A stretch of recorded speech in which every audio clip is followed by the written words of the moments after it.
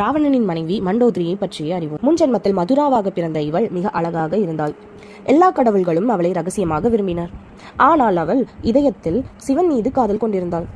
சிவன் தவத்தில் மூழ்கியதால் அவரை பிரியப்படுத்த அவள் பல ஆண்டுகள் தவம் செய்தாள். இறுதியாக அவள் சிவனை தேடி கைலாசத்தை அடைந்தாள். அங்கு ஆழ்ந்த தியானத்தில் இருந்த சிவனை கைகூப்பி வணங்கினாள். சிறிது நேரம் கழித்து சிவன் கண் திறந்து பார்த்தான்.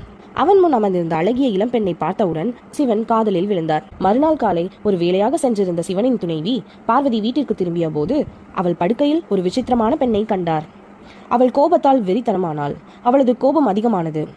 கேவலமான பெண்ணே, அடுத்த 12 வருடங்கள் நீ தவளையாக மாறி கிணற்றில் வாழ நான் சபிக்கிறேன் என்று சபித்தாள்.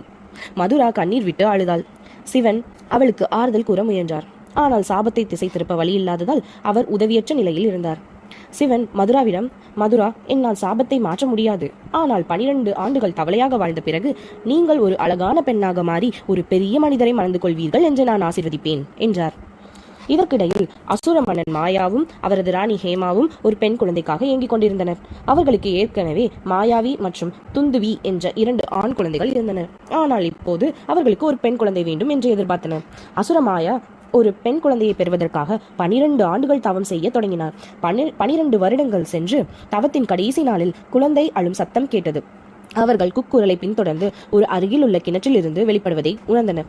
அவர்கள் கிணற்றுக்குள் எட்டி பார்த்தபோது தண்ணீரில் ஒரு அழகான பெண் குழந்தை மிதப்பதாக கண்டார்கள்.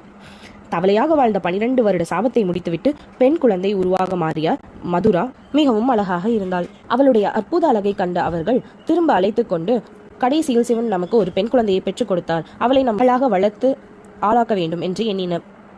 அவர்கள் சிறுமியை தங்கள் அரண்மனைக்கு அழைத்து சென்று மண்டோதரி என்று பெயரிட்டனர். மண்டோதரி மிக அழகான பெண்ணாக வளர்ந்தாள். அசுர அரசர்களுக்கிடையே அவளது அழகில் புகழ் வளர்ந்ததால் ராவணன் அவளை திருமணம் செய்து கொள்ள முயன்றான். ராவணன் ஒரு அழகான துணிச்சலான போர் வீரன் மட்டுமல்ல, ஒரு புலமைமிக்க பிராமணனும் கூட. வேத அறிவையும் ஒரு சிறந்த இசைக்கலைஞனாகவும் இருந்தான். மண்டோதரி உடனடியாக ராவணனை காதலித்து மணந்தாள். அவருக்கு மேகநாத், அதிகா, அக்ஷய்குமார் என்று 3 மகன்கள் இருந்தனர். மண்டோதரியின் அழகை பற்றி வால்மீகியின் ராமாயணத்தில் கூட எடுத்துக்காட்டுகள் காணலாம். ராமரின் வானர தூதரான அனுமன் சீதையை தேடி இலங்கைக்கு வரும்போது ராவணனின் படுக்கை அறைக்குள் நுழைந்து மண்டோதரியின் அழகை கண்டு மயக்கமடைந்து மண்டோதரியை சீதையாக தவறாக புரிந்து கொள்கிறான். மற்றும் ராமாயணத்தில் மண்டோதரியின் பாத்திரம் சிறிது ஆனால் மிக முக்கியமானது. அவர் ஒரு பக்தியுள்ள மற்றும் நீதியுள்ள அரச பெண்மணி என்று விவரிக்கப்படுகிறாள். மண்டோதரி தண்ணீருக்கு சமமானவள். மேற்பரப்பில் கொந்தளிப்பாகவும் ஆன்மீக தேடலில் ஆழமாகவும் இருக்கிறாள். இந்த மாதிரி இன்ட்ரெஸ்டிங் ஃபேக்ட்ஸ் பற்றி தெரிஞ்சுக்கணும்னா எங்கள் சேனலை சப்ஸ்கிரைப் பண்ணுங்கள் அண்ட் இந்த வீடியோவை லைக் பண்ணுங்கள்.